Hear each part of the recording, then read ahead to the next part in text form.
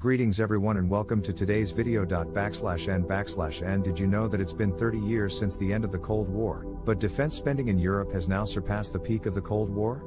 That's according to the Stockholm International Peace Institute, or SIPRI, a think tank that measures global militarization. It's not just Europe either. According to the think tank, military spending around the world has reached an all-time high of $2.24 trillion.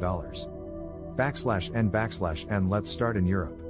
Central and Western Europe have ramped up spending in a way not seen in 3 decades. Germany has seen the biggest changes and was 7th among the biggest defense spenders in the world. It set up an extra budgetary fund of $105 billion last year. France, South Korea, and Japan also made the list. The UK had the highest military spending in the region at $68.5 billion, and a large chunk, some $2.5 billion, was financial aid to Ukraine. /n/n In fact, Ukraine was the 11th biggest defense spender after a remarkable 640% increase in its military expenditure. When combined with Russia, military expenditure in Europe increased by 13% year-on-year, which SIPRI called the largest annual increase in total European spending in the post-Cold War era. Russia remains a factor as well, with increases of 9.2% to some $86.4 billion. This figure is equal to 4.1% of the country's GDP. /n/n It's not just Europe either. The United States remains the biggest spender in the world at $877 billion. That accounts for almost 39% of the global total.